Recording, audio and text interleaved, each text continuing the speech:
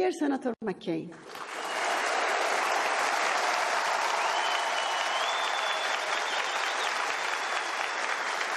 it's a great pleasure for me to welcome you here among members of the مجاهدین خلق.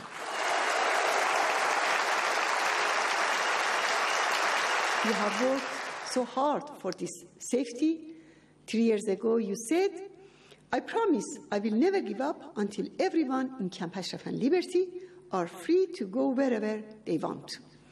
You truly upheld your promise. The relocation of PMOI members was a great achievement. Their persistence and sacrifices, coupled with international support, made their relocation possible.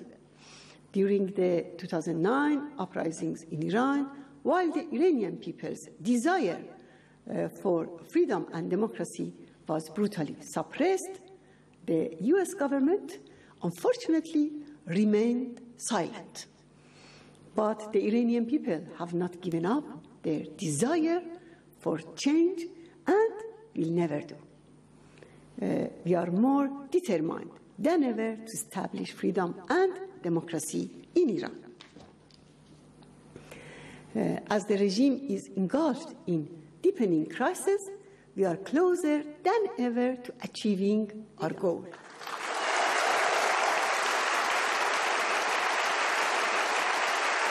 In your message to the gathering of Iranians for democracy in 2014, you rightly said, more must be done to comprehensively address the challenges posed by the Iranian regime and counter the threat their dangerous actions pose. This regime is responsible for war crimes in Syria and must be evicted from Syria. Aside from the valuable humanitarian aspect, I believe that from a mere political standpoint, it's also the right policy. Experience has shown that this regime is incapable of changing its behavior.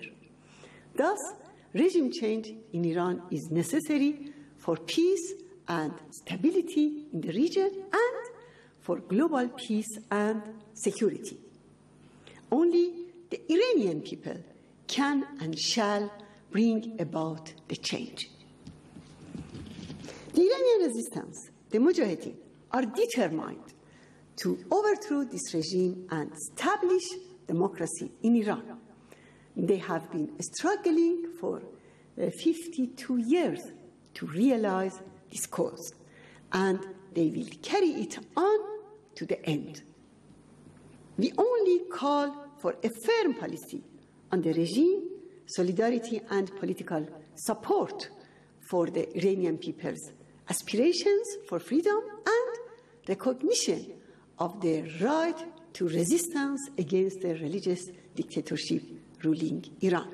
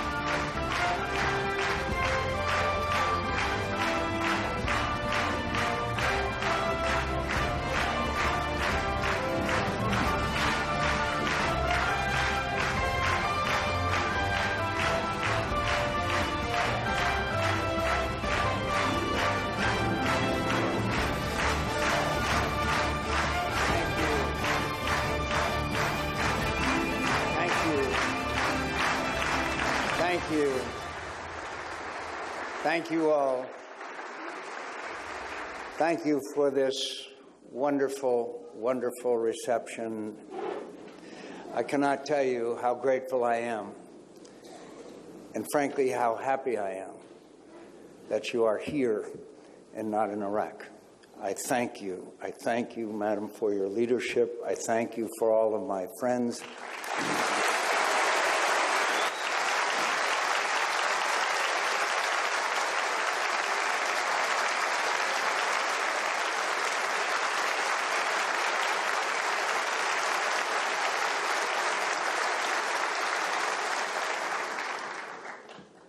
It goes without saying that we live in a very dangerous world.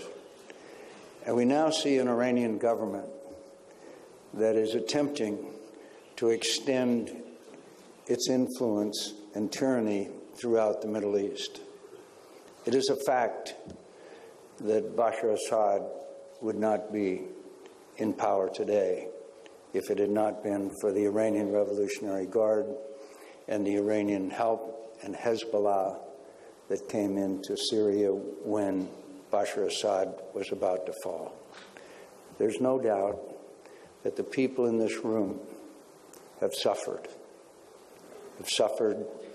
not only themselves, but in the loss of their loved ones because of the Iranian tyranny. And I express my condolences to everyone in this room who has lost a loved one as a result of Iranian tyranny and terrorism. So I am greatly moved by this reception. And I know that we have a long way to go. This is the first step. This is an example of the support that you were able to get in the United States of America, in the world, to get you to freedom. And I will never forget the effort that has been made by so many Americans. They've joined you in Paris time after time. And it's been a wonderful outpouring of concern and care and love for people who deserve better than what they had. I thank you for being an example to the whole world, that those people who are willing to fight and sacrifice for freedom will achieve it.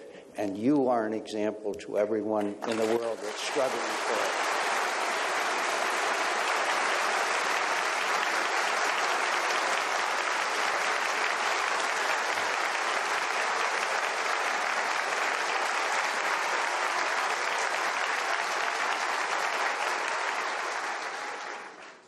You know, my friends, some of us remember in 2009 when, as a result of a corrupt election, the people all over Iran rose up in protest for a better life and for a better government.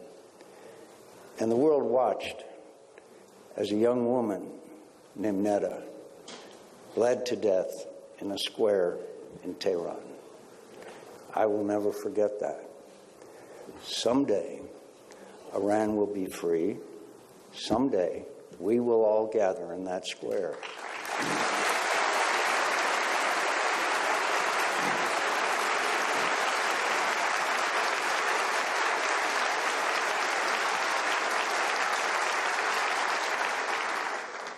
Someday, we will gather to dedicate a statue of that young woman who is the symbol of the fight against Iranian tyranny. So it's hard for me to express to you my gratitude to you. You have expressed your gratitude to me, which has been deeply moving. But you have stood up and fought and sacrificed for freedom, for the right to live free, for the right to determine your own future, for the right that is God-given. We have a most important part of our declaration that we believe that all men are created equal and endowed with certain inalienable rights. Among those are life, liberty, and the pursuit of happiness. You have life, you have liberty, you have the opportunity to pursue happiness together bonded together, forged in the fire of sacrifice, forged together in a common cause, that the rights of all people should be respected and worth the fighting for. Thank you and God bless.